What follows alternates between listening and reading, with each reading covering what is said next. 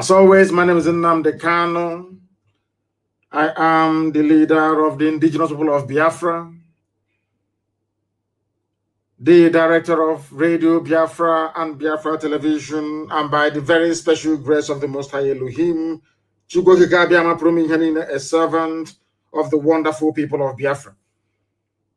I did promise you that I'll broadcast every 2 days because there is need for people that inhabit that damnable zoological republic to understand that their lives are in peril. And together we are going to do whatever it will take to ensure that we save as many souls as possible. That is why we are here. And that is why we ceaselessly continue to preach this very gospel of redemption. We are going to preach this gospel today. As you may have noticed, my voice is very calm. I want you to get your pen and paper ready. Abandon every vestige of greed, envy, and jealousy. That's your I too know brain. I know everything. Put it to one side for the next hour or two. There are those that have taken it upon themselves to inform me each time that there is a wobble. I need to know that all our systems are working very well. I want to know that all our systems are fully operational. Very, very important, please. Our enemies will try all they can to distract us. Please, I do need confirmation that all our systems, that our output from here is working very well. That is what I want to know, please. Very, very critical, please, that I get this confirmation. Yes, they can now hear me. It is now working. Thank you very much. NDBC, thank you very much. All of you. Donatil Sunkem, thank you very, very much. Chieme Okoro said, yes, that it is now working. It is now working. So we are live and we are direct. Once again, it is very clear. And the whole world, they don't want me to preach this gospel because they know what it contains. I call it the end of discussion. After this very program this evening, people will begin to have a more deeper appreciation of the enormity of the task that is before us and what we are doing to rectify the uselessness that Nigeria has become. We must preach. First of all, this very evening, morning, afternoon, or night, depending on where you are, there is no country, nation, or geopolitical space on this earth where a black man is in control of his life, talk less of his destiny. I want you to write this thing I'm saying down, please. Very, very critical. You write it down because what we are going to do, as always, is to try to build a very necessary preamble, lay the foundation upon which we are going to rest our lecture this very evening. This very gospel from heaven.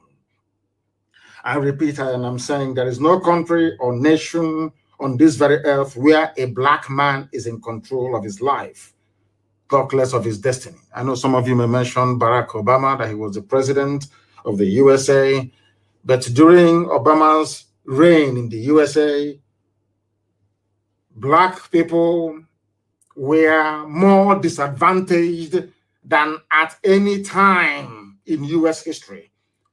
Had Obama's reign in America, or should I say his presidency, been a success, you wouldn't have issues like Black Lives Matter. Black Lives Matter because racist, white police people in America were slaughtering blacks at will. That is after a black man had become the president of the United States of America. Why I'm saying that is for you to grasp the essence of the point that I'm trying to make. That there is no country, nation, or geopolitical space on this very earth where a black man is in control of his life. And I'll bring that to the zoo very, very shortly. Sometimes I wonder if God created us or God made we black people and handed us over as slaves and farm animals to serve other races. That is why anywhere you go around the world, once you are black, you are very close to the dustbin. Do you know they have a caste system in India? Do you know the lowest caste in India are black people? Do you know in Sri Lanka they have a caste system? Do you know that the lowest caste of people, they are black people? Do you know that black people are also suffering in Papua New Guinea? Do you know that they are at the bottom of the pile? I am saying all these things so you understand why these criminals, these vultures, these workers of iniquity are all against Biafra. The simple point I'm trying to make. Because when people are down, you need a force, you need a movement, you need a figure, you need a people to raise everybody up. When Asia was down, it fell upon Japan to lift the whole of Asia. When the Western world was down, it took the grit and the might of the United States of America to grind through the Second World War and still be able to rebuild Europe. Europe was rebuilt with money from the United States of America. Nobody's doubting that. At every period in history, you have always needed a race or a people to stand up and say, or to say enough is enough. It has fallen upon our generation, this very generation of IPOB, and we are saying enough is enough. And of course, and very predictably, we are encountering stiff opposition because the devil doesn't want Biafra to come. The devil doesn't want Biafra to come because the devil enjoys it, because black lives do not matter. Because all over the world, there is no place, there is no country where a black man is in control, or black people for that matter, man and woman, even black dog is in control of their lives. I want you to understand that challenging this very prevailing orthodoxy is the reason why we have so many people within and without against this very promise of God. The same thing happened to Israel. Nobody wanted the Jews to have their own homeland. Nobody wanted them to have it. Even before time, even to leave Egypt and go, they were complaining of exactly the same thing happening in the zoo, because I don't know, for some inexplicable reason, I'm in a spiritual mood this very week. For some reason, the same thing that happened to Israelites are happening to us. If you go to the northern part of the Zoological Republic, they're complaining. They are everywhere. These Easterners, these Biafrans, these Igbo people, they're everywhere. They own the shops, the businesses, and everything. That is envy and jealousy. We want them to go. We don't want them in our land. The same thing that Pharaoh said. We don't want Israelites in our land. But to allow the Israelites to go was a problem. There's something happening in Nigeria. You are complaining every blessed day, and we are saying allow us to go, and you're saying no. The same biblical scenario being played out in a contraption created by man in Africa in the 21st century. How abominable can that be? I want people to listen very carefully. I am not going to be very fast. I want you to absorb all that I have to say this very day. It's very, very critical you do so. A black person has no pride. The reason why I am throwing this line this evening is because I want you to understand the genesis of your problem. Black people do not have any shame. They have no pride. They have no class. They have no sense of decency. Why am I saying this? I know some people are grumbling already, saying, oh, why he's insulting black people? No, I'm not insulting you. I want you to be able to reason. I want you to reason very, very clearly, please. Do you know why I say you have no shame, black people? If you had any shame at all, there is no way any white man can travel up to 4,000 miles and come to your land and take away your name and give you his own name. Do you want me to repeat what I said? Let me tell you why black people are suffering, why we are the lowest of the low, why anywhere we are in the world, people treat us as if we're trash, basically. It's because we have no regard for ourselves. We have no pride. We have no honor. We have no dignity. Can you tell me why any sensible black person, any sensible human being would call himself a Nigerian? Can somebody please explain that to me? Did you create Nigeria? The answer is no. And now, the other part of the coin is, can you go, the person that came and created Nigeria, can you go to his village and create, let's say, Oduduwa or Hausa in that place? The answer is no. They came to our land. They took away the name Igwacha. They named it Port Harcourt. Some of you are shouting every day, Port Harcourt, Port Harcourt. And I'm asking you, look at yourselves and what you're doing. Do you think you have any shame in you at all? Because if you had any shame, if you had any honor, you would have done at least what the Indians did. They changed all the names back to what they were before the white man came. And do you think you can go to Liverpool and rename that very beautiful city of Liverpool into anything else from Africa? Do you think the people of Liverpool will even listen to you? They will see you as a madman. Now I'm asking you, why should we in Africa accept it? Somebody will travel for thousands of miles, come into your land and tell you that your ancestors, your grandfather, your great-grandfather, your great-great-great-grandfather, that they had no history. In one stroke of the pen, your life all of a sudden started in 1960. In 1960, your essence as a human being started. Tell me any sensible country in the world where the president is older than the country itself. And then the sensible question that any right-thinking human being should ask is this: what was my history before the creation of this thing you now say is my history? Simple research we do not do. Because had black people been engaged in very rigorous research, they would have a sense of pride and dignity. Even Native American Indians, they have dignity and pride.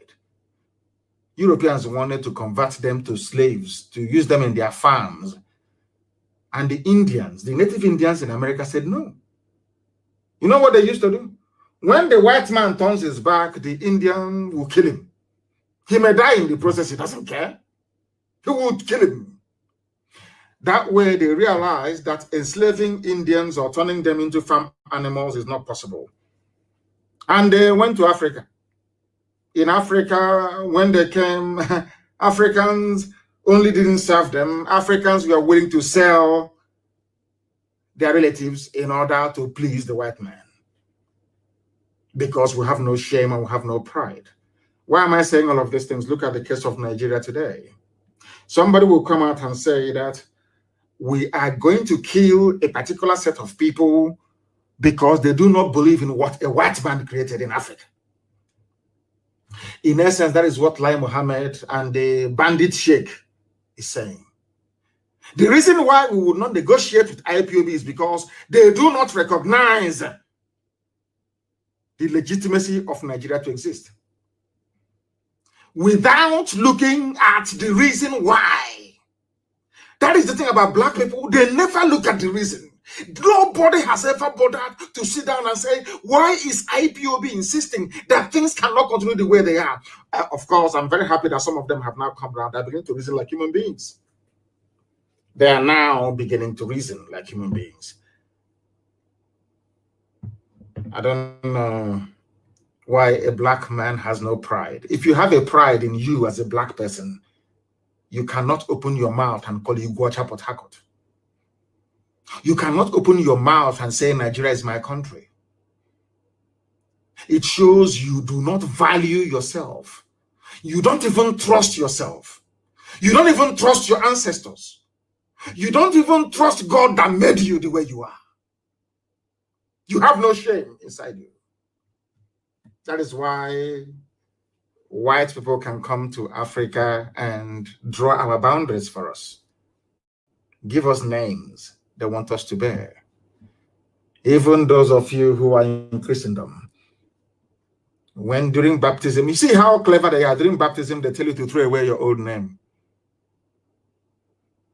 You shouldn't answer Angoreka, don't answer Ifeinwe, don't answer Chibuzo. It's not good. Why don't you answer Raphael or answer Isabella? That has no meaning. I want to point out instances as to why people out of ignorance and foolishness defend one Nigeria. Anybody defending one Nigeria is an ignorant fool. Is a fool and is going to remain a fool forever. It means you are daft, you're hopeless, and you're very stupid. You have no brain. Had Nigeria been created by people coming together, as most people had campaigned for or agitated for many years ago, but lacked the balls to execute it, had the likes of Shoyinka and Tinubu insisted that what we want is a Sol and Abakoba, of course, sovereign national conference. So no matter what the Janjaweed is doing, no matter what Britain is doing, you say no, we want sovereign national conference, and then after that a referendum. But today you have pride. People wonder why we are the way we are. We are the way we are because Biafra was the first African country, second African country to taste freedom, genuine freedom, not flag independence, not neo-colonialism, no, genuine freedom for 3 years. The children they gave birth to is carrying on from where their father stopped. Because you know why? We are Biafrans, and in us there is a lot of pride. A lot of pride. I have told this story so many times, and I'm sure that even some people may be bored of hearing it, but I will say it once again. One of the things that formed my outlook on life was Alex Haley's book I read, Roots. I think I was a 17-year-old when I read Roots. I read Roots, and a very brilliant book, I must say. There's an adaptation of it. I think it's a movie now as well. So some of you who are not taken to reading very voluminous text, you can go and avail yourself of the cinematic interpretation of that very brilliant book. Roots, R-O-O-T, Roots, R-O-O-T-S, Alex Haley. In that very book, that was why when anytime, or the two previous occasions I went to America, I had to go to Georgia, Atlanta, Georgia. From there, I drove, or somebody drove me. Uche drove me for, what's his name? What's his name again? I've forgotten his name. I don't know if it's old age that is coming. I keep forgetting things these days. I've forgotten his name, but it will come to me. He drove me for 5 hours. He's based there in Atlanta. We went to a place called Savannah. Because when I got into Georgia, you see, I said to them that I want to go and see that very place that an Igbo man said he will not be a slave to a white man. I went there and I prayed. And that very place is called Savannah. And the woman that has the house, that her garden is actually on the very spot at the bank of this very creek where they drowned themselves. She was enthralled. She said, yeah, people come around here to have a look. We were there to pray. You see, at that very spot was when white people realized who we are. That these people are a very, very proud race and very stubborn. You see, they brought them all the way from Onitsha. In fact, basically in Obaro, they took them from Obaro and traveled all the way to US, men, women, and children. And when they inquired what they are there for, why they bound them in chains and brought them all the way to America, the white man said they are going to be sold as slaves to work in the farm, to become somebody else's property. And they said, instead of me to become a fellow human being's property, I would rather die. Do you know the reason why this part of Black history is not given due prominence? It's because it will teach our children who we are, that we are a very proud race. That is why people must understand, when they look at Biafra IPOB agitation, they must understand where we are coming from. You may, if you are another race, you may be comfortable with being a slave. That is your business. But where we come from, in the land, the original land of the free, where God Almighty in heaven is the king, Biafra was a kingdom where only God in heaven is the king. That all men are born equal before God and fellow men. We gave the world democracy. Biafra gave the world democracy before the Greeks came. Don't take it from me, take it from the white people teaching it in the universities. In Argentina, that is what they teach. It's a fact. That is why they don't want Biafra to come, because you are the light of the black race. That is why Janjaweed can't understand us, because their reasoning is too low and is too poor. They know nothing. They know absolutely nothing. They don't know. When you see us agitate for Biafra, you kill us, you don't know what is driving us. Do you think we are doing this thing out of our own? What we are doing is of the spirit. Unless you are in the spirit, you can't understand it. If you're a zoo animal, you cannot understand the Biafran. You can never do. Never in your life.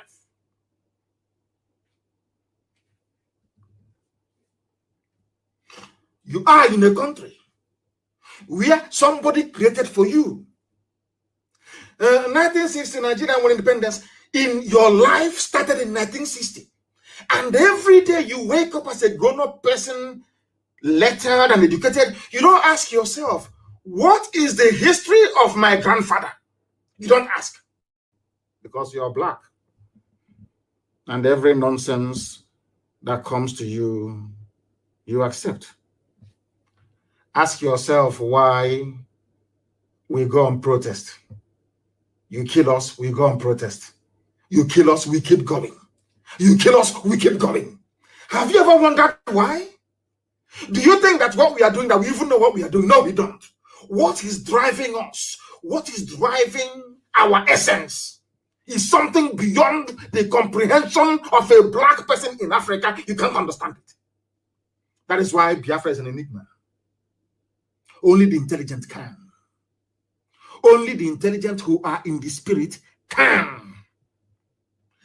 And because Biafra is down, that is why black people are suffering all over the world.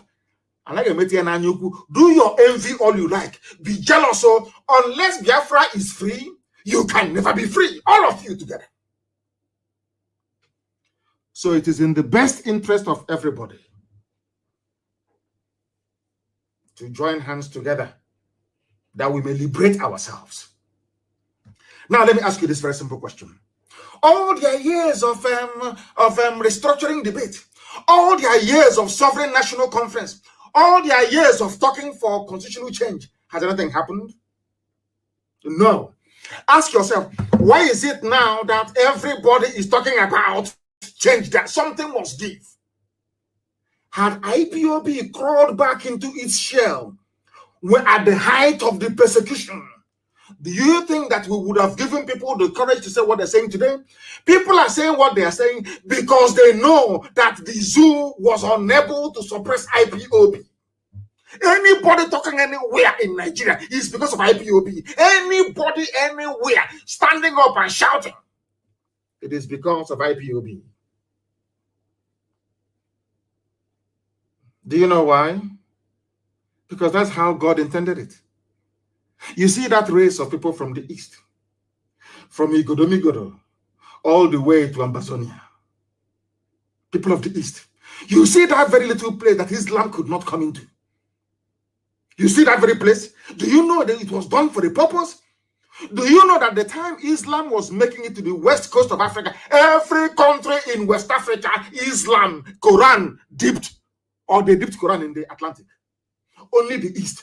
Have you, people, I don't know, have you ever sat down to ask yourself why there is Islam everywhere else, but not in the east? Because you don't know. You see, because Elohim never wanted it. God never wanted it. The reason why God allowed white man to bring his New Testament into our land is because he wanted to teach us a lesson. We are doing very horrible things at our temple in Arochukwu. Very horrible things. And God was upset. The same thing that happened to the temple in Jerusalem was what happened to us. But after 2,000 years, Israel rediscovered itself. And when Israel was about to be established, they said, no, don't go into armed struggle. Don't do this. Keep talking, keep talking, keep talking. And a very brave man, Menachem Begin, of Likud party, the founder of Likud party in Israel, Menachem Begin, I think at one time was also the head of Mossad, was a prime minister, courageous and brave man, loved by God and men, only hated by the enemies of God. He said, to hell with everybody. Do you know that it was Britain that was manning, they gave them what is called the Palestine Mandate, because by then they shared the whole world amongst themselves. They divided everything, all the colonial powers, they shared the world amongst themselves. Britain also got Israel. The same way Britain got the zoo with Biafrans in it, their own was Palestine, the Holy Land of Israel. And they asked Britain to leave, that the children of God, that God said the time has come for his children to return. Britain said no. Go and read your history books. Britain said no, they're not going anywhere.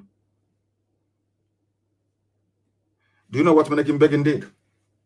They used bomb and dynamite to blow the British away from the land of Israel. And in the end, Israel was restored. That is the reason why I love the Bible so much. When they say that the kingdom of God suffered violence, and only the violent can take it, and with force. If you restudy the history of Israel, it's very clear. When Israel was begging, oh, you're killing, you know what that thing we used to do? You're killing us here. Nobody will listen. They were slaughtering Jews all over the world, slaughtering them for nearly 2,000 years. Nobody did anything. Until one day, European Jews said, you know, they are going to kill us anyway. So we might as well put our life to a very good use while we still have it. We are going to have a state of Israel. And it happened. People said it wouldn't happen, but it happened. The same way we are going to have Biafra. It doesn't matter what you say. We have the lives to commit into it. And in the end, it will come. Because nobody can come from a place called Nigeria. Only if you are an animal. Only if you are a compound fool. Only if you are a degenerate idiot. Only if you don't have any brain. I keep asking you, okay, let us take your family now, for example. All of us, we have our own homes. Is that not correct? You have your wife, you have your children, and all the rest of it. And maybe some of you, as you're listening to this very broadcast this evening, you're with your family and you're eating and dining. Is that correct? Oh, how about if I walk into where you're eating now? It doesn't matter where it is. Let's say I walk into a family at Ijebode this evening and say, I am a Biafran. And by the way, I want you to change your name. This night, the name of this village. No, in fact, Ijebode, I want to change it. And I want you to call it Ijebode New Mbise. Are you following? What will you do to me? Even Janjaweed, if I were to go to Sokoto, doesn't belong to them. And I'm very happy today. There's a clip I will play, not audio I will play for you to hear. And I'm sure our media will go and get it and spread it everywhere. When Mai Lafia was talking, Dr. Mai Lafia was talking on channels, that's Janjaweed TV station. He is apart from we in IPOB, he is the only person I've heard use the word, the Habe Hausers. Today, I knew that the man, he reads his books, he's intelligent. When I mentioned the Habe monarchy, some of you don't know what it means. When I mentioned the Hausa, their name was the Habe, H-A-B-E, the Habe monarchies of the Hausa kingdoms. None of you knew what I was talking about. But today, my Lafia, I heard him say it. I go to be honest, we are learned. I'm being honest with you. But we shall get to that later. We must change where we reason, black people. And if you like it or not, as I warned you, as I explained to you a few days ago, as I explained to you people a few days ago, if you ask Angela Merkel, when they were exasperated with the presidency of Trump because they didn't understand him, they will say, these are European ministers. Oh, listen carefully to how white. Now I understand why white people, they make so much progress. A white person. I heard Angela Merkel, the leader of the strongest nation in Europe, Germany. By none, Germany is the strongest nation in Europe. Do you know what she was saying? Oh, we want President Trump to show leadership. He is the leader of the free world. This is the German prime minister saying that another head of state is the leader of the free world, because they understand that if America dies today or is suffering, they know they're all sunk. Do you think an African head of state will do that? You have jazz. Never. Pride and envy won't let them. Jealousy and greed can't allow them. That is why they don't want to give Biafrans credit. They know who we are. They know, as I said to them, how many hours did your protest last at Lekki? Not up to 5 minutes. They vacuum, swept all of you inside Black Maria, and the protest is over. Because I did not bring out IPOB. I did not bring out Biafrans in Lagos. Had I given the order, come out for protest, by today, the protest will still be on. It is nobody's fault. That is how God made us. It is not, I'm not bigoted. It is not about ethnic jingoism. It is not about a sense of racism. That is all rubbish. But the creation as we know it started in my land. Creation, God Almighty in heaven, chose Biafra land as the center of this very earth. 0 longitude and 0 latitude. Go and check your geography textbooks. 0 latitude and 0 longitude, where sunlight meets darkness. The center of this very earth is in Biafra land. That is why Britain created Greenwich Mean Time, moved it 1 hour to the left. Who doesn't know that? That is why they're afraid of us. That is why they cannot get any conviction in any court in the world. That is why they're even afraid of us, of trying us in their own courts. That is the reason why we are as formidable as we are. But the devil will try. The Gwensu will try. As they did against the emergence of the glorious state of Israel. They will try, but they will fail in the end. Because we represent the light. Do you know that darkness has no power? You see darkness. You see, darkness has nothing feeding it. I want you to understand and relate this very analogy to the zoo called Nigeria. You see darkness, or actually darkness. You know when NEPA takes light, there is darkness everywhere. That darkness has no power. Darkness is only acting because there is no light. Once light comes, it disappears. And it can never come. As long as that light is on, darkness will never come close. Never, ever, ever. It can never come close. Have you do a simple experiment? Because you see, darkness, you know, when you're going out at night and there is no light, there is darkness everywhere, is because there is darkness in nature. Nothing is fueling it. There is no generator generating darkness. No, it's there, just there. Like Lucifer. Once, you see, for you to defeat darkness, you need to generate electricity or light. And to generate light takes energy. You must do something. You can't keep quiet. You must do something. If you don't do something, you continue to live in darkness. So at that time, you put the battery inside your torch and you on the torch. What happens? Darkness along that line flees. It can never come as long as your light is on. As long as your light bulb is on, there is no way darkness can come. But darkness, it doesn't cause darkness anything. Like the Fulani Janjaweed, it doesn't cause them anything to destroy. But to overpower them, you must come together. There must be synergy. There must be energy. There must be momentum. You must have that thrust. By thrust, I mean T-H-R-U-S-T, not T-R-U-S-T. Now you understand me, don't you? Now you understand me, don't you? I insult black people because I want them to develop some sense. Begging them doesn't work. Black. But how can you explain to somebody who is a PhD holder, who is a professor? A professor who will open his mouth and call his land Port Harcourt. You're a professor of maybe nuclear science. That means you have no shame and you have no pride. We all mask our collective impotence. You know, blacks are very impotent. Especially when you go onto Facebook and see the wish you, when we are arguing about separation and freedom many years ago, some idiots are talking rubbish. Nigeria, one Nigeria, patriotic Nigerian. Look at the idiot. Patriotic who? You mean patriotic product of Frederick Lugard? Nobody is a Nigerian. You dimwits, you morons. No human being is a Nigerian. That is how daft you people are. The sooner you search for salvation under your ethnic identity or nationality, the better for you.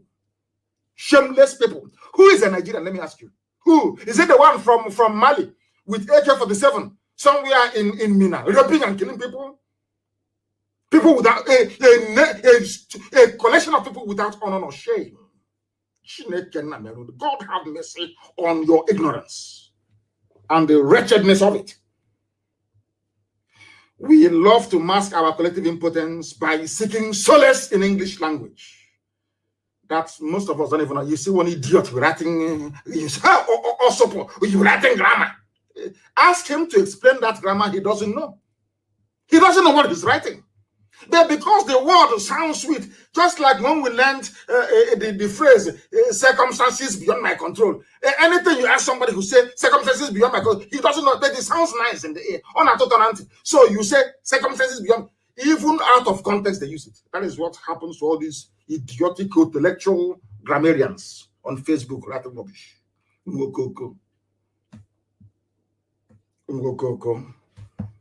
Now listen. Imagine how powerless we have been for years to make minor, what I would even call insignificant change, like ordinary restructuring. Ask yourself this question: what would it cost Fulani to restructure? Nothing. No, it doesn't. Nothing.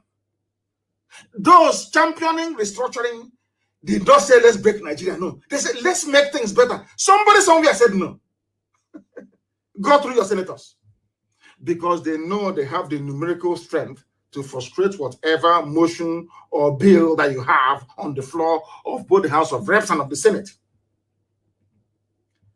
And somebody who is so blatantly disadvantaged will rise up in the morning and tell you he's a proud Nigerian.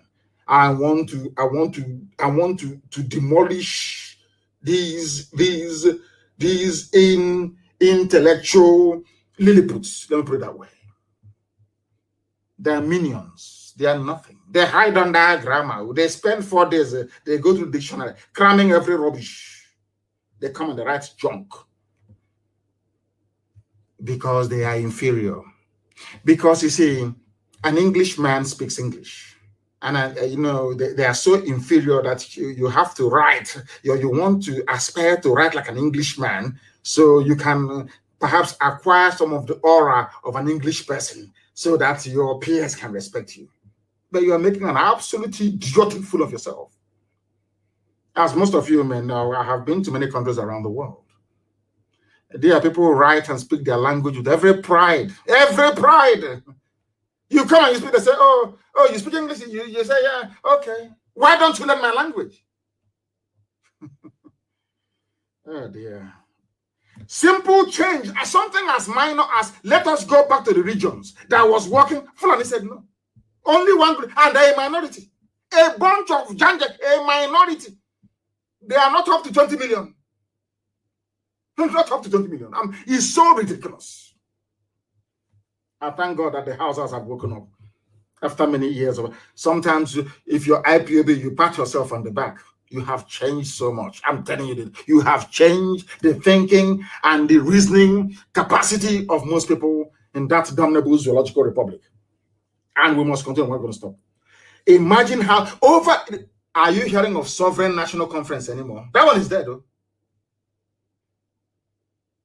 Simple, minor, even insignificant change like restructuring the political landscape. They said no.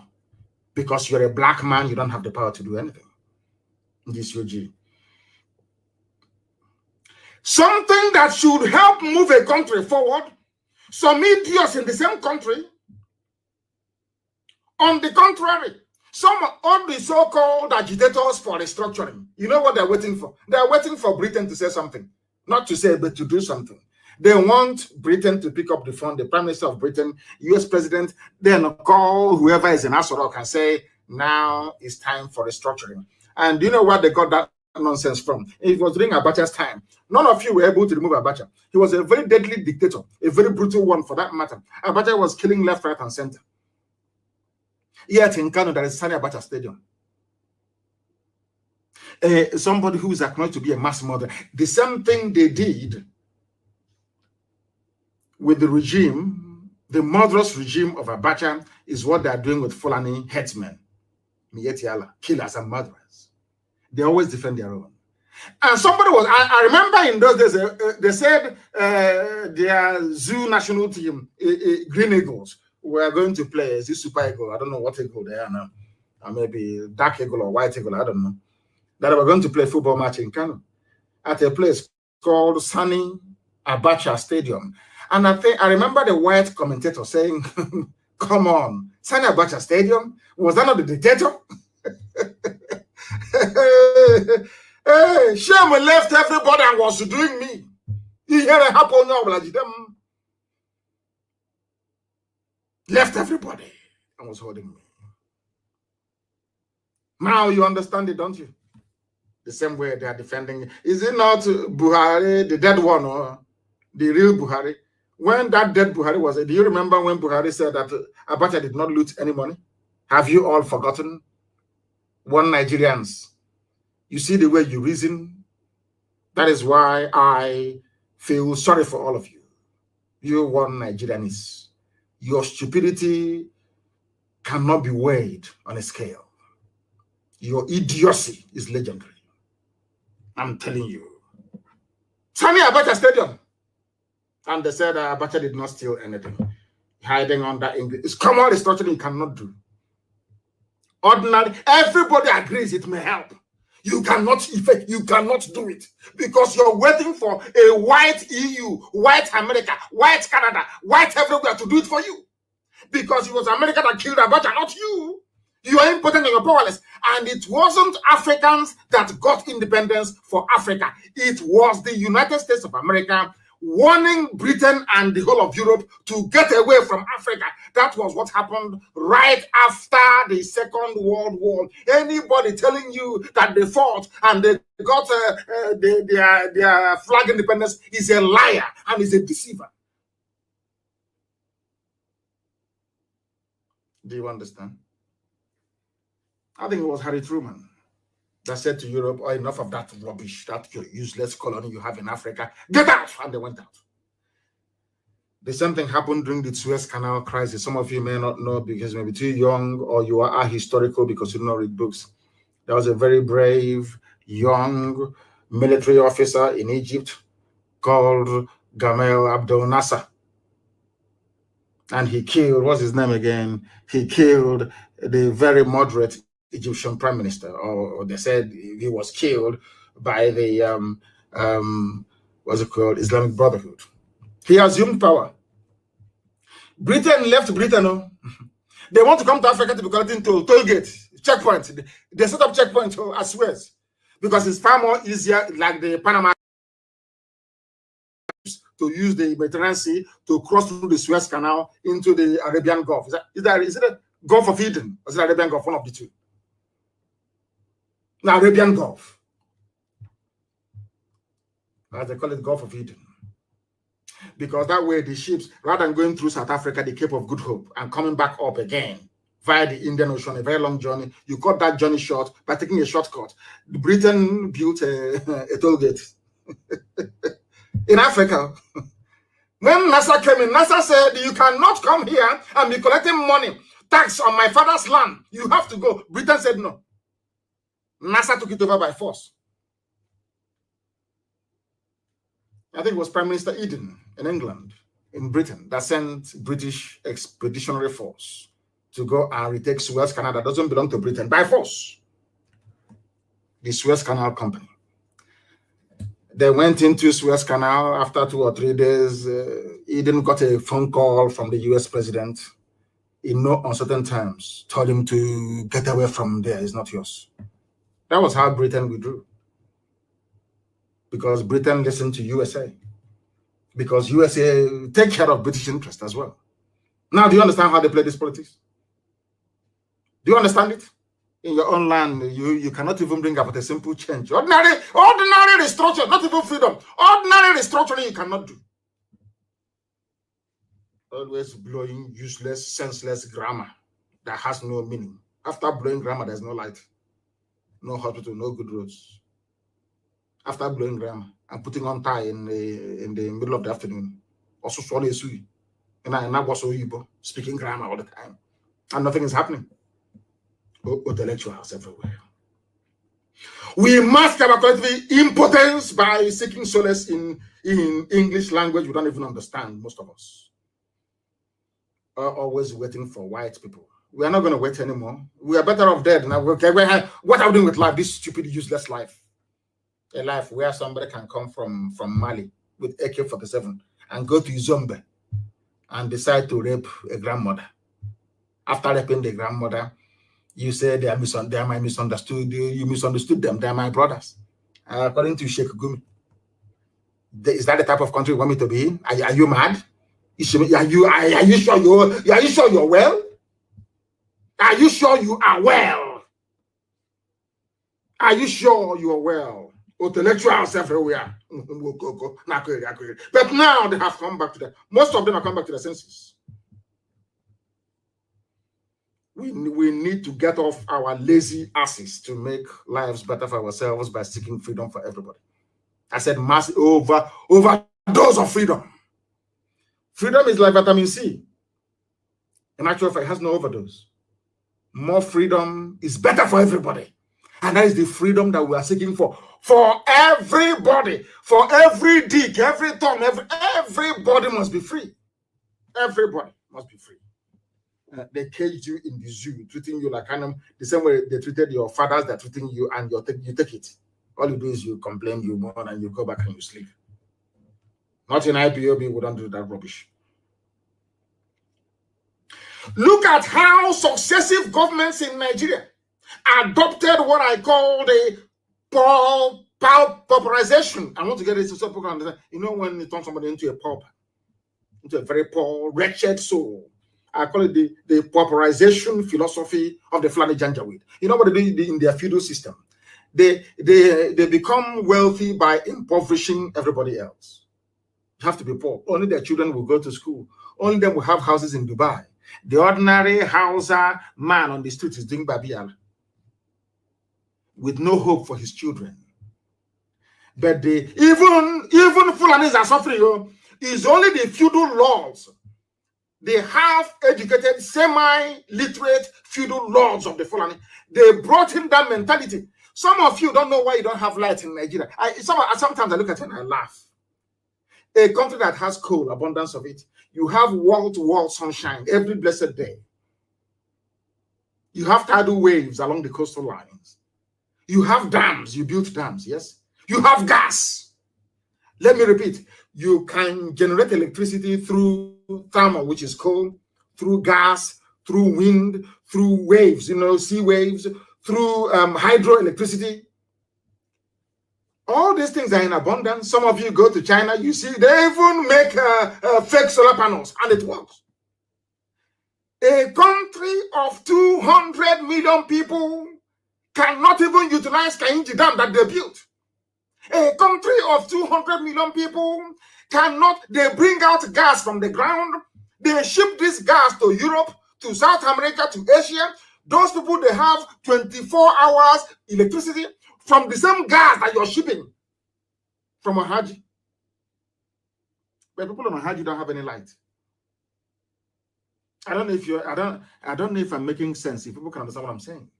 It's a lecture. People in faraway Japan that has nothing, they have light. People in Enugu that has coal under them, as you're walking in Enugu, it's all coal under you.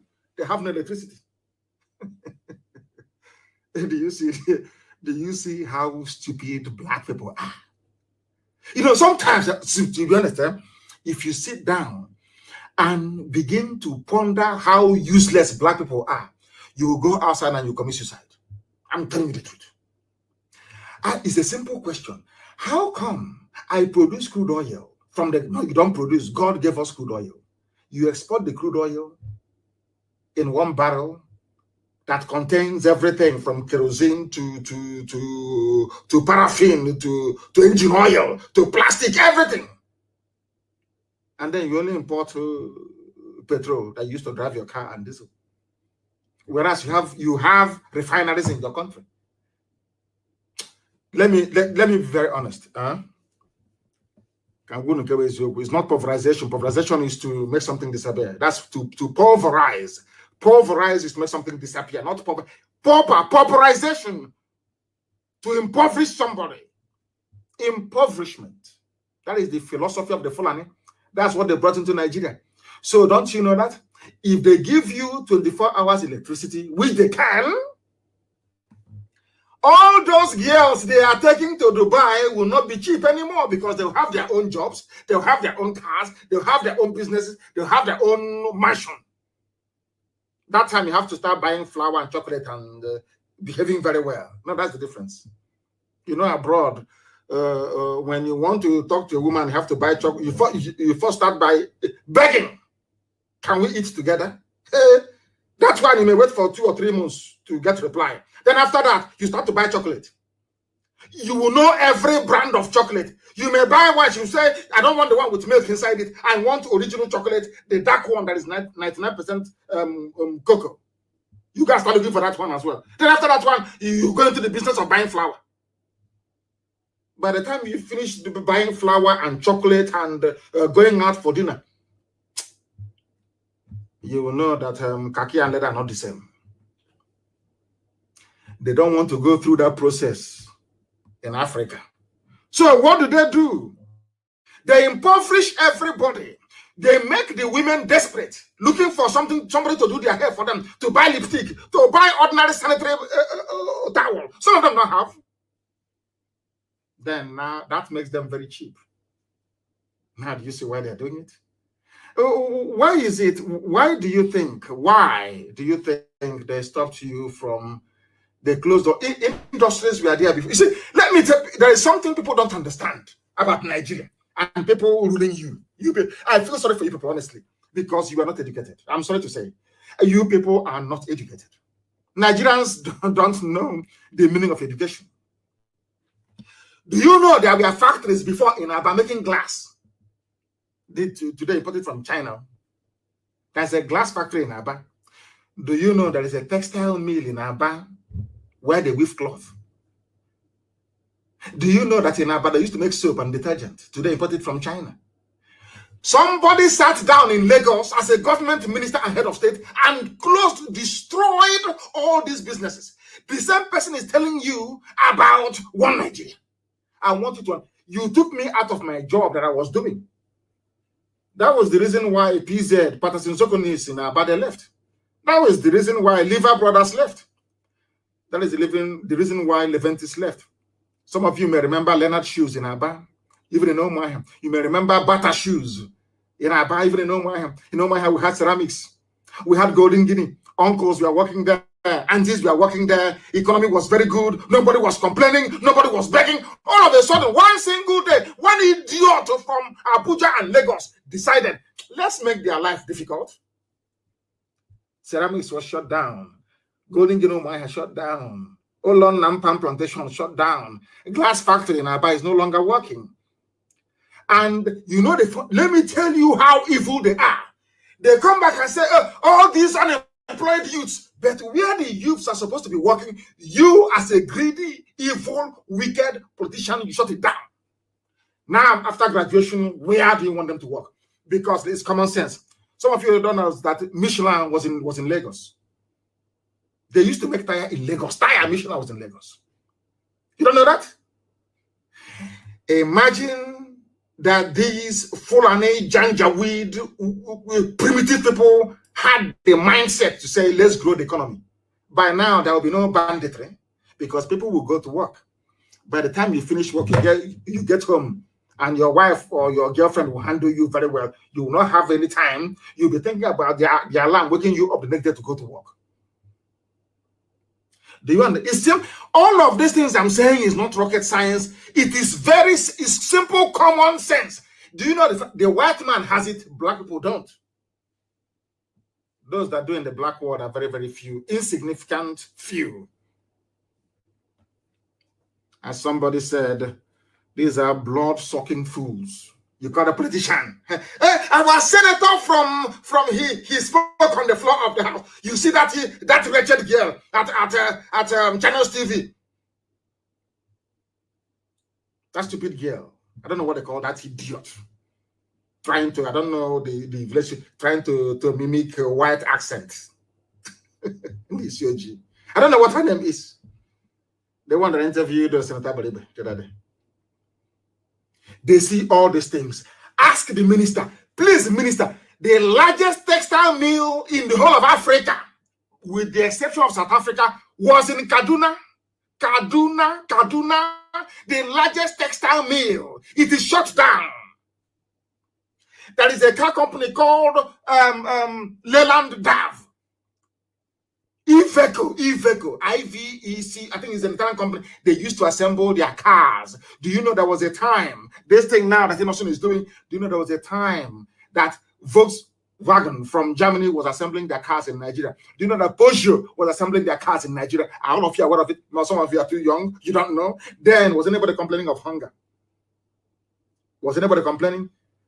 In those days, all you need to do to be able to, you don't need to buy any bone straight hair. All you need to do is to write a very good letter to somebody you like, and they'll respond. You don't need money to do anything. Money for what? Everybody's feeling very well. These idiots, they never liked it. They don't like it one bit. They want to control you. How Fulani controls you is by making all of you poor. By making you poor, you start to eat each other, to grovel. Even when you're hungry, you start looking for something to eat immediately. That was why they broke NSAS, the first protest and the second one, because all of you are hungry. They made it so. Once a black person is hungry, you can control them anyhow you like.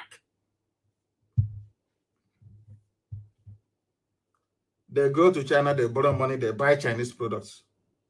Even, I'm not saying don't buy Chinese products because China has the grace already. That's how God blessed them.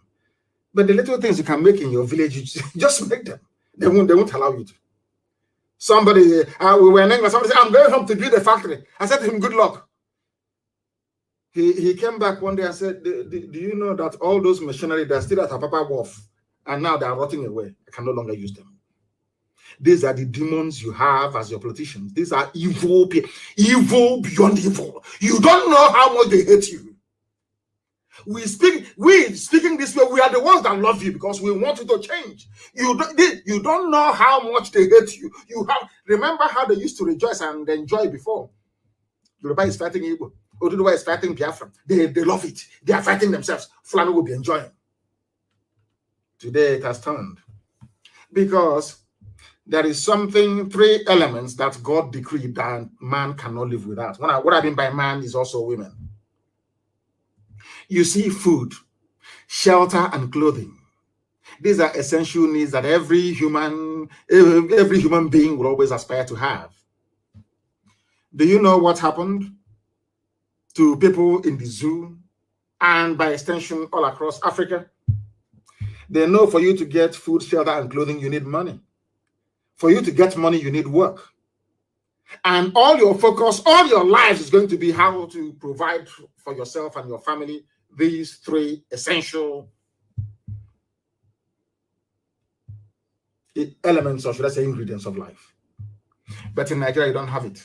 You know, sometimes I ask myself, do you see somebody who's pushing truck or pushing wheelbarrow, or a graduate driving keke napep? Some of you have PhD and you're driving keke napep. Some of you are driving, riding Okada to make a living. Are you going to be able to build a house by driving keke napep? Maybe you mold one block a year.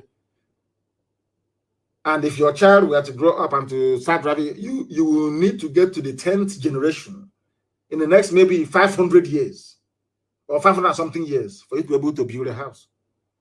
That time you're long gone. And those after you are long gone too. And now what I want to say to you is that what they're doing in the zoo is deliberate. And what IPOB is doing, what we in the Biafran movement is doing, is to set all of you free. You may not like the approach. You may not like the style, but it is the truth that we are preaching here, and we will continue to preach it. That is why you have high levels of illiteracy.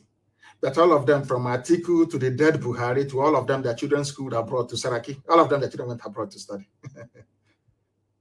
But they neglected their mates. Their age mates gave birth to bandits that you have today. The murderers and the killers and the terrorists and the rapists you have. Do you see how it's called the irony of life?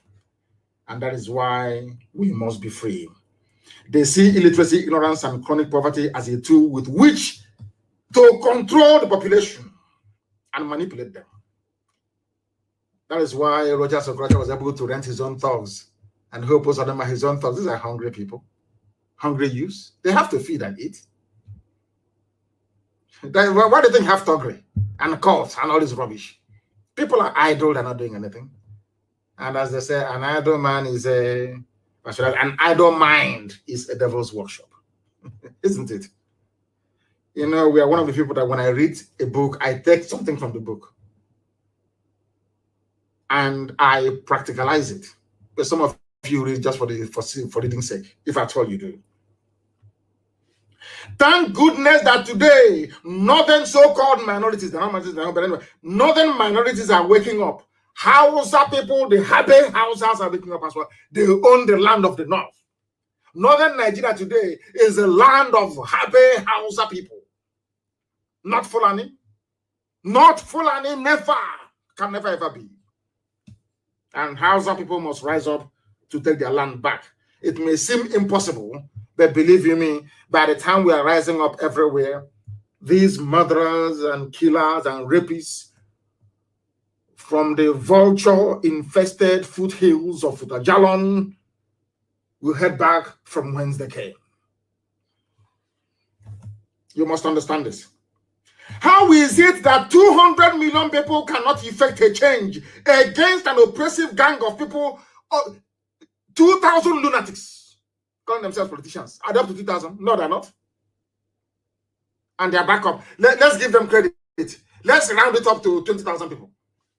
20,000 people oppressing 200 million people. Reminds me of how white people came into Africa with only 20 men and conquered all of us. Look at where we are today. And we allow these 20,000 people every blessed day to be ruining our lives. Why do you think that politicians own newspapers in the zoo? Name one independent publisher you have in Nigeria. They're all financed by politicians because they want to keep you locked down in your ignorance and your perpetual cycle of poverty and deprivation. It's time for these 200 million people to rise against the wicked 20,000. Wicked and evil. These are people at home. They are evil people. Evil. Lunatics. And the funniest thing, with the help of Britain, they dominate the political space. Ask yourself this question repeatedly until it sinks in into your black skull. Ask, why is it that 200 million people are so docile and imbecilic that 20,000 telling you went to the structure, went not to the structure? Who told you that? A republic means a nation run according to the will or dictates of the public, of the people. That is some of you don't even know of republic. Anyway, you have His Royal Highness in a republic. Oh God, what a contradiction. I am happy that today our own intellectuals are now beginning to see the light, of course. Before they were in darkness, they are now in the light. As we have always said to you, we in IPOB, we are the children of light. We represent light in here. Light. Now people are coming from darkness into the light. And why am I saying this? The rate at which Efulefus are repenting these days, I see them, some of them on social media, some of them are asking me for forgiveness. I'm just happy. You know what they say, when one person repents, there is joy in heaven. All I have inside me is joy that people have now seen that thing that we saw many years ago. The rate at which they are repenting these days, some of them are people send me their write-ups, and I'm saying no. They say no, it's him. That intellectual, he has now converted. He now has reason. Or should I say reasoning capacity? The rate at which they are embracing the ideology of IPOB, you would think that rapture is about to happen, or that maybe that Jesus Christ has landed somewhere and making his way to the zoo called Nigeria. And following behind him is Prophet Muhammad, at the rate at which people are these days converting. We have succeeded in resetting the minds and the brain of your average Nigerian. Everybody, go to the TV and the write-ups, everybody now speaks like IPOB. Everybody, everything they're saying is now what IPOB used to say. This very indigenous people of Biafra, this noble family that never capitulated, they stayed strong, immense. Despite the slaughter after slaughter, they remained.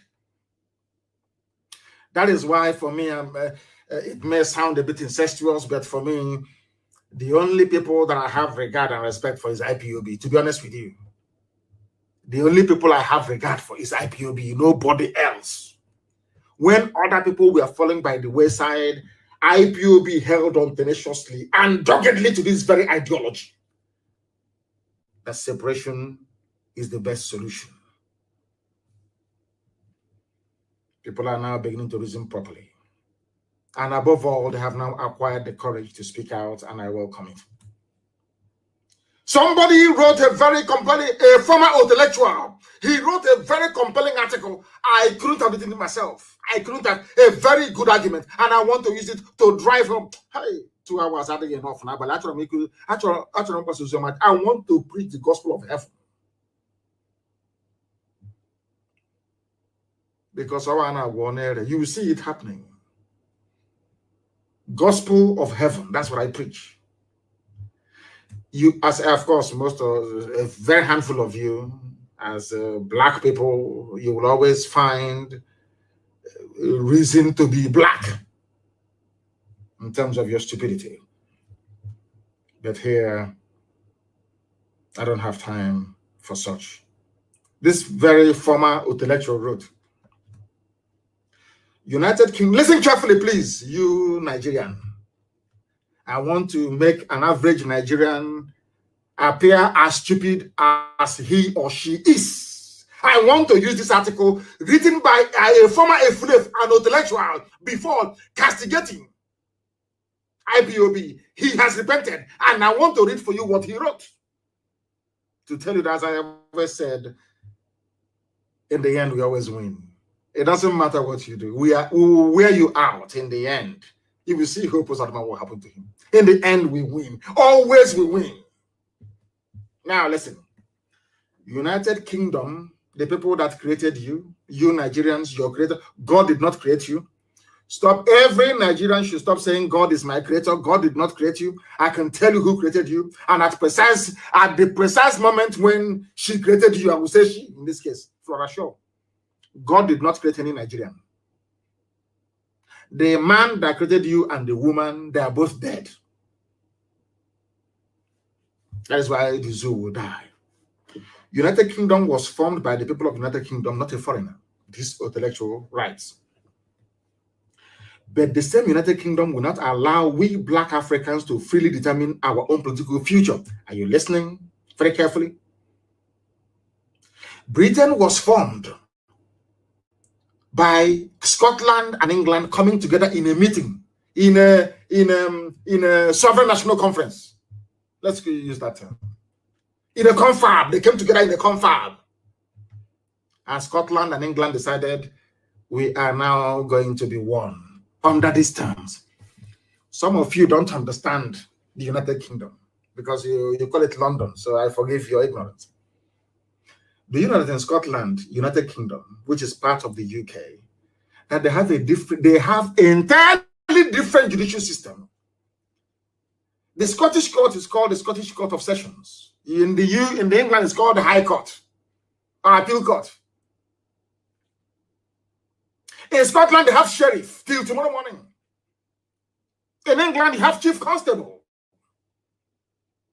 Different policing, different legislature. Scotland, they have their own flag. England have their own flag. Wales, they have their own flag. Northern Ireland, they have their own flag. Everybody's on their own. Even the education system is not the same thing. In Scotland, people still go to university for free. In England, you go with a loan. All these things are there. But do you know what I find astonishing? The same United Kingdom will not allow you to have the same thing that they have. Now, ask yourself this question. Why is it that they don't want you to have what they have? Now you understand it. Now you understand it. Black people. Black people, when will you receive sense? This UG, black. When will you receive? Britain is against restructuring. Britain presided over, should I say, superintended the slaughter of 5 million people because they don't want you to have what they have. Ojukwu went to Aburi to go and negotiate confederation, regionalism, the same thing you have in England. The British High Commissioner then in Lagos told the Fulani people to say no. The records are there. Ojukwu never went to Aburi to go and secede. Ojukwu went to Aburi to go and get what you're fighting for now was what Ojukwu was fighting for in 1967, but none of you knew. They used their propaganda BBC to deceive all of you. If you meet an average, illiterate, useless Nigerian, he will tell you, Ojukwu went to war, Ojukwu went to war, Ojukwu went to secession, secession, seceded. That is why I said that, anyway, by force, they will receive sense. Intellectuals everywhere, black people, they eat their own flesh. You eat your own flesh. But when you see a white man, you jump up and start, you stand and you salute him immediately. That is why a vagrant, a street, a homeless white man can come to Africa and become a manager in a top company. You have no regard for who you are. But we are IPOB, and we have regard for who we are. Britain, they have restructuring. Scotland is on their own. Britain, why can't I have what you have? They say no because we're a nigger. We created you. How can they are playing God? We created Nigeria. Every Nigerian is a British product. Some of you are like a factory product to them. You are like a factory product. And the worst factory product you can ever have is the one that doesn't know that he or she is a factory product. I'm very sad indeed. Britain, give us what you have. Common restructuring, Britain will not allow us to have. This is what is called total control. They own you. Fulani are doing what they because Britain is behind them. Fulani can kill all of you. No, hey, Britain will say it's farmer header clash. Farmer header clash. Farmer header clash. They are raping your mother. Fulani Janjaweed is on top of your mother with AK-47, raping her in front of you. You are calling the British High Commissioner. Come on, it's farmer header clash. You are farmer header clashing on top of a woman. Is that farmer header clash? Is that farmer header clash? I ask of you. Black Africans, even the United Kingdom, have a better political prospect than those in Africa. This is the reality that we black people have failed to confront. A black person in England, in the UK, has a better political future than a black person in his father's compound in Africa somewhere. The worst thing to ever happen to Nigeria is the primitive feudal mindset of the Fulani Janjaweed, aided and abetted by British neocolonialists. I do not honestly think that any African country, honestly speaking, qualifies to be a member of the UN. What we have in Africa are artificially created political enclaves under the domination of their colonial masters. It is called neocolonialism. The brain of a black person is designed to engineer hardship. Why do you think they shut down all the factories? Why do you think there is no electricity? because they want to make you poor. English, Scottish, Welsh, they came together in 1707 to form a union. They decided to call their new formed union Union Kingdom. The union was between the Kingdom of England and the Kingdom of Scotland. The Kingdom of Ireland joined them in 1801. The union became the United Kingdom of Great Britain and Ireland. Even they respect Ireland, even united based on common goals and interests. And they had a treaty. Where is the Treaty of Nigeria that bound Nigeria to? Where is the treaty that says that a Yoruba man must be in a country with Fulani man? Where is the treaty that says a Gwari man must be in the same country with a Nupe man? Where is the treaty? Where is it? None. A white man is your treaty. Very, very sad indeed. Very, very sad indeed.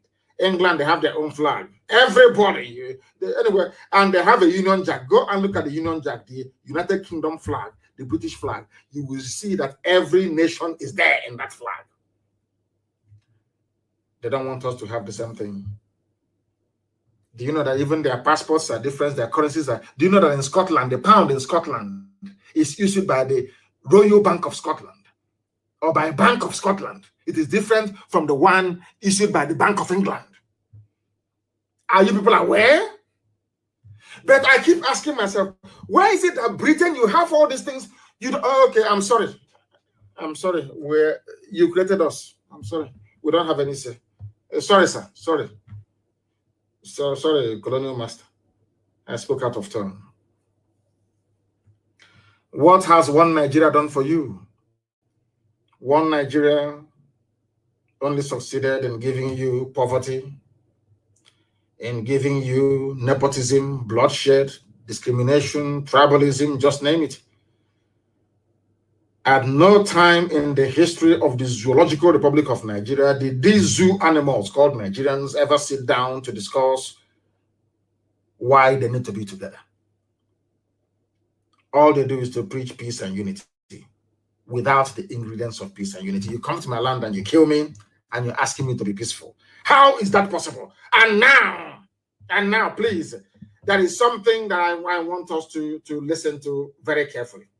I want us to listen to this very, very carefully, please, because I want to play this if it will let me. If at all it would let me, I would like to play it. I would like to play it because it is very, very important that I play this very evening.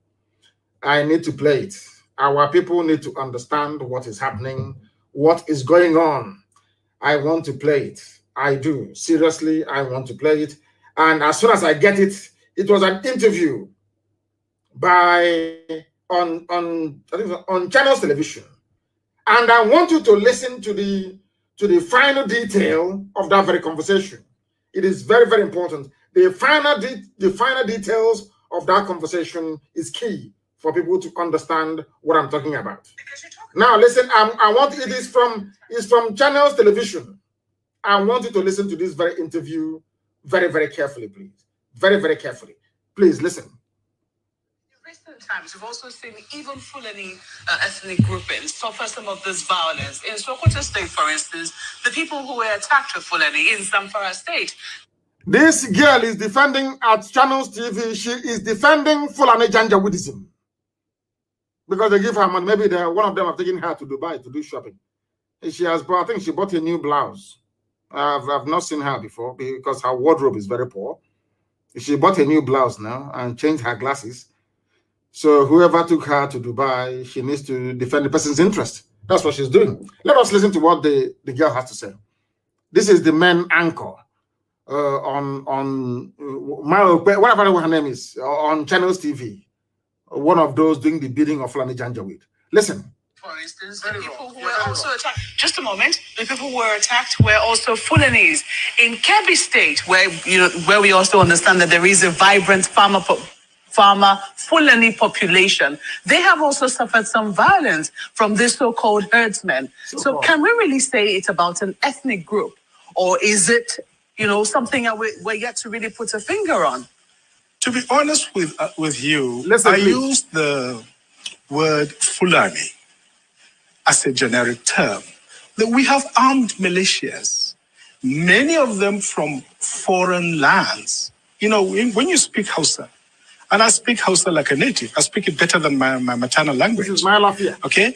And when somebody opens their mouth, you know precisely what kind of Hausa they have. Whether it is Hausan Kano, Hausan Zaria, Hausan Zazo, Hausan Kasana, Hausan Sokoto. And when you know Hausan Niger, Hausan Mali, you know it. Many of these people are foreigners. We call them Fulanis because that is what they call themselves. And but I think this is more than just Fulanis. But I think you are, if I may respectfully disagree with you, the killings in Zamfara ethnic, it is actually Fulanis killing normal Habbe Hausa people, indigenous Hausa. Did you hear that? Fulani are killing indigenous Habbe Hausa people. This is from Dr. Mailafia. He speaks Hausa more than most Hausa people. Are you listening? Do you want the same thing to happen to you? Hausa gave them everything. Gave them Gobert. Gave them all their cities. Killed their kings for them. Fulani is not happy.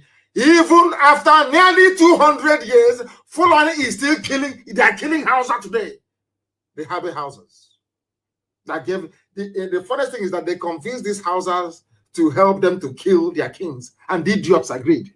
Today they're killing them. In other words, who opposed them? And those of you working for the Janjaweed, it doesn't matter what you do. In the end, they will kill you. Let us listen to this very erudite, intelligent, composed, polished, and intelligent man speaking.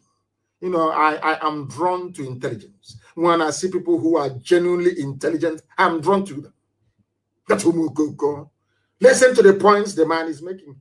Hausa is in trouble. Hausa Fulani. They are saying, let's unite. Hausa Fulani. They are killing Hausa.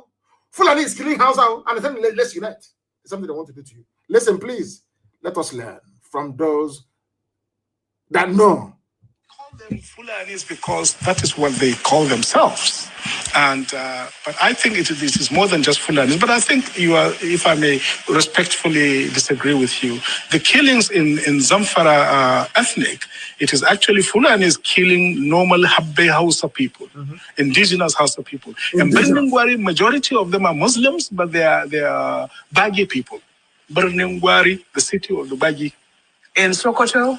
In Sokoto, it is mostly the farmers that are being attacked. In Kebbi. In Kebbi, the same thing. The farmers who are sometimes, and most times, Fulani as well. Have you ever come across a Fulani farmer? I think you're making this up, Mope. There's no such thing as a Fulani farmer. There's no such thing in the geomorphology of rural society. There are Fulani people who are settled. There are Fulani people who own land in this country, aren't there? There are extremely few, and we don't really... You can call them Fulanis, but Fulani who have lost their language and so on and so forth, we hardly even refer to them as Fulani. He even knows the nomenclature. Fulani Ngiwa, or whatever, I don't know. This man is very bright. Listen to him, please. We hardly ever refer to them as Fulani. The real Fulanis we talk about are the pastoralists. There are settled Fulanis, of course, but many of them are clerics, Islamic clerics, they are teachers, they are scholars, and they are the aristocracy, by the way. They are the aristocracy. So those of them who are farmers are an extremely small population. Extremely small population. But they exist. Trust me, They exist nonetheless. They do exist. This is from research done by other journalists. I mean, I haven't had the privilege of doing the research myself. Yes. But I have read from other journalists who have. They have been to those places and they can identify Fulani population who are farmers and have also faced this crisis of having to deal with this so-called herdsmen. But we're talking in basic general terms. What's the percentage of those people that are actually farmers? I don't dispute. Just like, in fact, there are Biron people, there are Tiv people who actually earn cattle. And I wouldn't, for that purpose, therefore, say that Middle Belt peoples are also pastoralists and so on and so forth. I mean, we should, It's called demolishing a half-baked journalist. Demolition. Complete demolition. The fact that, what's it called? I know Umahi has about 3,000 heads of cattle. Does it mean that Igbo people of Igbo, they are pastoralists? She's trying to justify the killing of of human beings by saying that the Fulani should be excused. They are also, you know, that's a stupid argument. We are also suffering. Rubbish. Absolute rubbish. Listen. Very precise, I think, in the social categorization of these people. Yes, indeed, there's nothing wrong. There would be some small percentage of Fulanis who own farms, and then there wouldn't be anything wrong with that. And that is not the issue. The issue is the scale and the genocidal level of ethnic cleansing that is going on in the Middle Belt. So this has come up again because of this in the Middle Belt. Yes. I said genocidal killings going on in the Middle Belt. The same Middle Belt that the Fulani is convinced to join hands with them to fight Biafra. That is why when I pray, I say, I can sing about let that hand they used to feed others poison. May they feed from it as well. And may they too be poisoned. The same Middle Belt, they convince Igbo man is your problem. Biafra is your problem. That is what Fulani does. Every time two of you will be fighting, they'll be busy advancing their agenda. Are you hearing it now? The Hausa gave them land, accommodated them. Today, Hausa people are being killed. During the war, they said to Middle Belt, Igbo man is your problem. Whenever you see them, kill them. They helped these people from the Middle Belt. They helped to kill Igbo people. Today, they themselves are being killed. What goes around, as they say. Listen. What it was saying. Absolutely. Which some people say tends to come up every electoral cycle. The moment we're getting closer to an elections, we hear calls for restructuring and we begin to get much louder. We also seem to see some violence on the increase. Do you think they're connected? No, they are not connected. You see, Maokwe, the call for restructuring has been going on for a long time. And I can tell you, in all sincerity, that I myself was quite skeptical about it at the very beginning. He was a skeptic. Some of us are real Nigerian patriots. We love Fulanis. We love Muslims. They are our people. We have no issue with that. The issue we have is with this ethnic cleansing that is going on. All men and women of conscience must reject it. We must draw a red line beyond which we will not longer accept it. And this nonsense has got to stop now. We reject it in total. And the call for restructuring is just right, because if this thing is going on with such a warped federal structure that we have, then it is better to have a proper federal system so that all the ethnic so-called minorities, and the Middle Belt are not minorities, because we've done some statistics, they're up to 40 million people. They're one of the largest groups in this country, as a group. Let these people have the right to choose through a referendum which region they want to belong to. Did you hear that? Why I said, if you are in IPOB, you must pat yourself on the back. You are formidable. He used the word referendum. So the Middle Belt, what they're angling for now is a referendum to determine if they want to be with the Fulani-controlled Janjaweed core north, by which I mean the Sharia north or not. Who brought referendum into the debate? Political debate and discourse in the zoo. It is IPOB. Are you listening to it? That is a point I want to make reference to. And you must be very patient and listen to it. You must be patient and listen to what is happening, because this Fulani journalist or Fulanized journalist, you opened her mouth to say what I've always wanted them to say. Basically, she hanged herself. Listen carefully.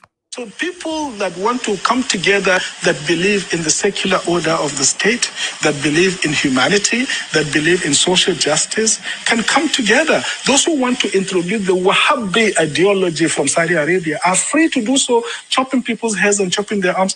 That should be their goddamn business. But people who want to live in a civilized community should be free to come together in their own region under their own government and their own laws. It's very interesting you use the word civilized. Some people will say they take exception to that, because for them, Sharia is civilization, and they don't see anything wrong with it. Some countries have practiced it successfully. I've told of Wahhabi ideology from Saudi Arabia. That is barbaric and totally With due respect, it is, they're allowed to choose whatever. It is very barbaric. They have no rights with women. But you cannot condemn what they have chosen. It is. You cannot condemn what they have chosen. Are you listening? This woman is saying you cannot condemn what they have chosen. Why don't you allow us as well to choose if we want to live that way or not? She's from China's television. That's how they hang themselves. And she's an intellectual. Do you see the way they behave? Do you see the way they are? They know that referendum is the way to go. If the Fulani can choose to behave, to live with Wahhabi tendencies, that is their business. Also, allow me to live in the land of Biafra the way I want to live. And they're saying no. That is why you have Fulani in your bushes. That's why you have the Janjaweed in your forest. They're raping your mothers, abducting your sisters, killing your grandparents. And there is nothing you can do about it because you are in one damnable zoological republic. The more you call yourself a Nigerian, the more you're setting up yourself for destruction. If in doubt, go and ask the Habe Hausas. They are being killed today. If you're in doubt, go and ask those in the middle belt, the Gwari people that are being killed today. Why? Because they allowed them to come in. So all of you like Hope Uzadema. Hope Uzadema. Okay, we shall see. We shall see. That is why Sheikh Gumi can come out to brazenly and shamelessly justify the killing and raping of women and children by his own people, the bandit Sheikh. Have you seen the video of those, I call them fools in the army, Christian fools in the army praying in Sambisa forest? The same Sheikh Gumi that they are fighting for. They're in Sambisa, they are Christians from the south and middle belt fighting a war to keep Sheikh Gumi safe with his family. The same Sheikh Gumi turned around and said that and told bandits who are killing people and kidnapping school children, oh, don't worry, those killing you are Christians in the army. Nigerian, one Nigeria. Nobody has arrested him. The man you heard his voice a few minutes ago, my Lafia, they invited him to come to DSS for questioning. Sheikh Gumi opened, he's a Nigerian, no? He is a revered, the learned Sheikh. People are so daft because Yoruba newspaper said you should call him, he's revered. That's why you're calling him revered Sheikh. He said that those killing them are Christians and soldiers from the south. Sheikh, a Sheikh in the zoo, negotiating for money to, so when they give money to these bandits, he will share with them. And he's a one Nigerian. He's an intellectual, so to speak. Because I call him a learned Sheikh. A black man doing Sheikh in Africa. Not in Saudi Arabia, not in the UAE, not in the Arabian Peninsula. He's doing Sheikh in Uguzo or in Kotangora. Mad people everywhere. Ndiara, Jupiter Benine. Sheikh Abubakar Mahmoud Gumi is angry that Nigerian soldiers of Christian, should I say, of Christian lineage, so to speak, or leaning, are killing bandits. Or killing Boko Haram, not bandits. Nobody can touch bandits. He's not happy about it. Same as the late dead Buhari. And you are in one country with them. These are your fellow Nigerians. All of you Nigerian animals, these are your fellow Nigerians, yeah? My fellow Nigerians, you have seen them. Bandits should be pampered. Oh my goodness. My goodness. They messed people up, didn't they? The North got together with Britain. They constructed a document that handed power in perpetuity to the Fulani. And that's it. All the houses get from it is by an appendage to attach their name to Fulani. The only thing they gain is answering in the past to Hausa Fulani. They are suffering today. They're killing them too. And we have reason up to say enough is enough. And they're saying no to it. And that is why they have failed and will continue to fail. Even today, do you know Baki people in Abuja that was that own Abuja? When we said to them that the army is helping the terrorists to take over people's land, some of you did not listen. Don't push us to violence for those who are complaining. If you are not violent, I'm saying in the word so the world can hear me. If you are not violent, Fulani terrorists will use violence to rape your mother, cut up your father, abduct your sisters, and take over your land. If you call self-defense violence, that is your business. That is your very limited and idiotic understanding of what it's all about. They have come. This is not Biafrans, so these are baggy people from Abuja. You call Gwari. Don't push us to violence. Federal Capital Territory communities won Nigerian army over land. Nigerian army will come, use their uniform, use the equipment they got from Britain, from USA, from Germany, meant to fight Boko Haram, to be grabbing land for terrorists. Nigerian army. That's what they want to do in Olo. Because we drove Fulanis away from Olo, they came in to reinstate them in our land. And of course, we said no. I don't know how else you want these things explained to you. I don't know how else you want to understand this. What we are saying is as clear as daylight. As clear as daylight, you can see it very clearly. But some of you have chosen to ignore, not some of you, I think everybody now realize that there is no way ahead unless the IPOB way, referendum and disintegration. Then people can decide where they wish to belong. They're taking land from Gwari people. Their claim is the North. You know all that myth about North, have we not shattered it? Shatter is gone. All that North is gone, rubbish. Now everybody to your tent, oh Israel, needs now Fulani. No more North. Yeah, you telling me that the North is one that Gwari people are complaining that army they're using army van, army uniform to take land from people to give to terrorists from Senegal, from Mali, from Niger. In your so-called one Nigeria, and you're a Nigerian, and you're proud to be a Nigerian. People with such mindset, we are those that allowed the white man to come in to take over our land. And have you all read the report? Have you all read it? Are people tried anyway? A plane crashed in Abuja. The U.S. ambassador wrote a goodwill message to Nigeria. That same ambassador is there, and the army is attacking Olo. She never said anything. UK the same thing. Because they know who we are. More than we do ourselves. They know who we are. They don't want Biafra to come. They represent darkness. They want darkness to prevail. They want you to be unemployed. They want our women to be going about and being useless by these idiots. They want you to be riding Okada after having your PhD. The British High Commissioner and the USA ambassador, that is all they do. They want you to continue to suffer. They give them money from the zoo. They bribe them. Who says a white person doesn't take bribe? They take bribe even more than black people. US ambassador taking money from Nigeria not to speak the truth. You're commiserating with them over the death of murderers who died in a plane crash, and many of them, many more will die. Come and bomb Bolu again. One of your planes will also go down. All of you will die. You have not learned anything yet. Those that confronted IPOB, all of them, from Buhari to the last one, where are they today? To Junaid Buhari, they're all dead. You confront this great family, you will die in the process of it.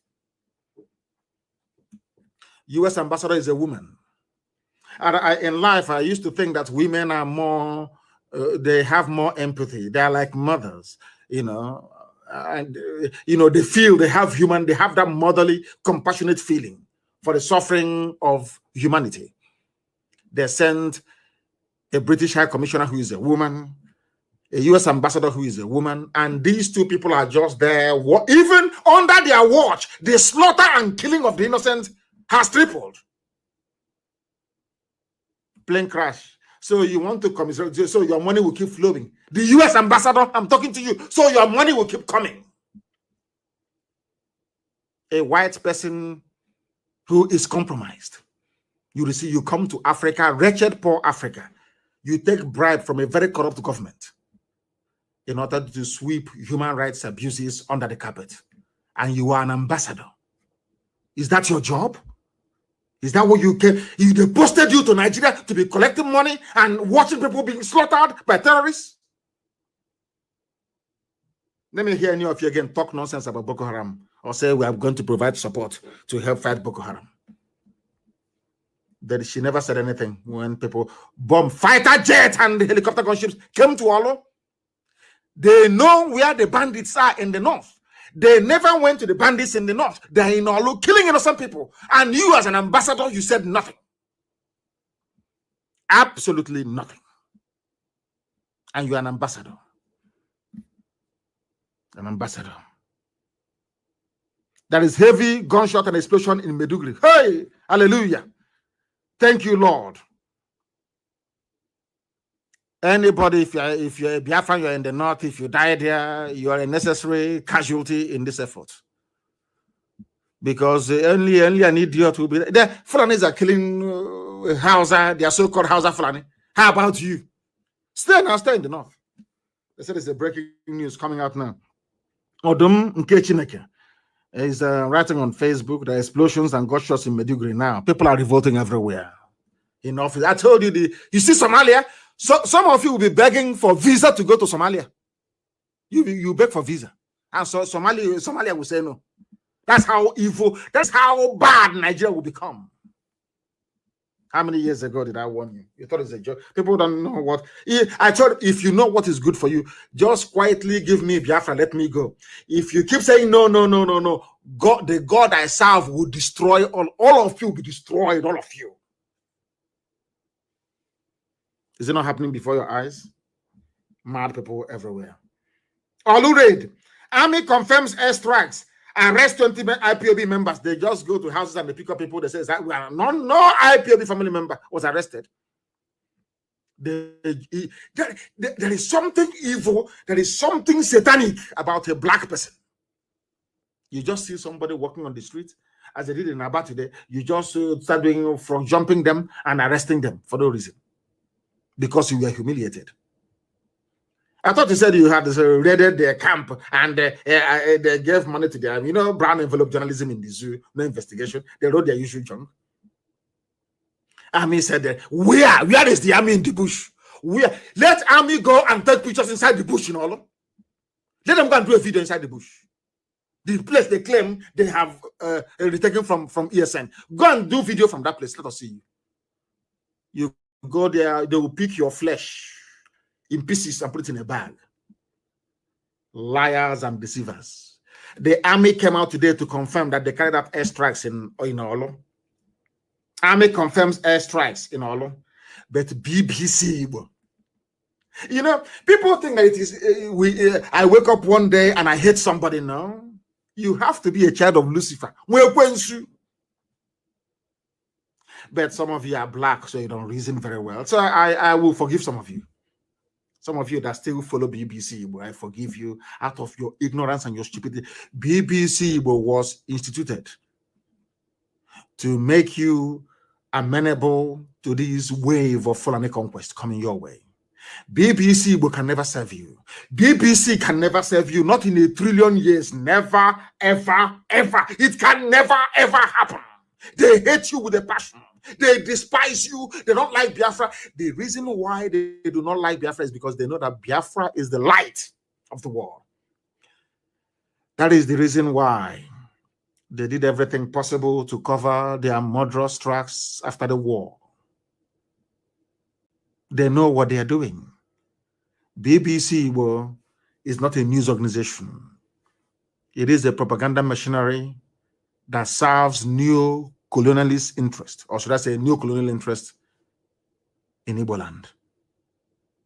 Their job is to prepare you for the rape of your daughters and your mothers. They are evil. BBC claim that they are objective and credible news outlet. People on the ground, we circulated videos everywhere of the army shooting from a helicopter gunship. In Olo, somebody was speaking Igbo, saying, look at how they have come, look at them shooting. Children were crying.